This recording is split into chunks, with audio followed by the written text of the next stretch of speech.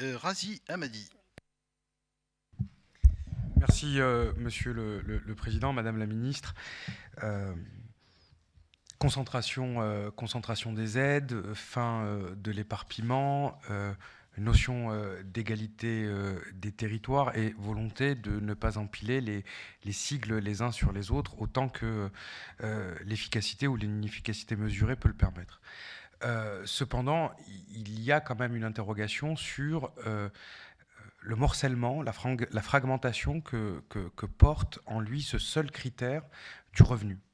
On constate maintenant sur un certain nombre de territoires qu'on se retrouve quand même avec des villes où la continuité urbaine et territoriale étant la plus efficace pour mener à la fois des politiques économiques, sociales, urbaines efficaces, n'est pas permise du fait du zonage et du morcellement que cela permet.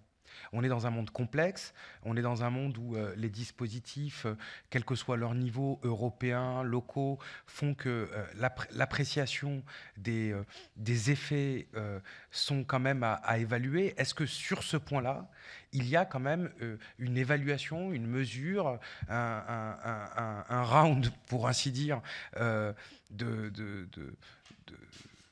mesures de l'efficacité de la chose ou pas. À titre personnel et au regard de ce que l'on peut voir aux quatre coins du pays, je crois très sincèrement que le critère est très restrictif et que s'il gagne en justice et en objectivité, j'ai bien peur que l'on perde sur l'efficacité des projets. Deuxième chose, très rapidement,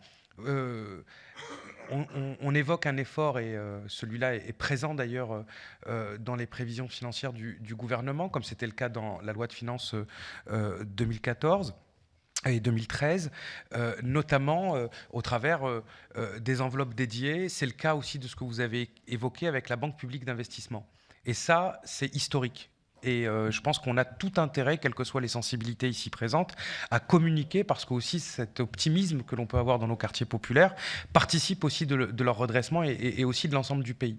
Comment redresser un pays sans ces 8 millions de personnes qui vivaient dans les anciennes zones urbaines sensibles? Pour autant, je pense qu'il y a un grand manque, et ça sera ma conclusion, et je voudrais avoir votre avis là-dessus, sur l'appréciation qualitative de l'entrepreneuriat et de l'investissement dans ces quartiers. Ce n'est pas simplement une question d'enveloppe financière. C'est le rapport à l'entrepreneuriat, c'est qu'est-ce qu'on y fait, pourquoi, comment, avec quels moyens, quelle formation. Vous savez, la semaine dernière, j'avais deux entrepreneurs, jeunes entrepreneurs venant des quartiers populaires qui se sont lancés dans la production d'applications smartphones, et ils se retrouvent aujourd'hui, alors qu'ils avaient un capital de 100 et quelques mille euros, à devoir indemniser leurs salariés pour 30 000 euros, une secrétaire, devant les prud'hommes, juste parce qu'ils avaient mal rédigé le licenciement.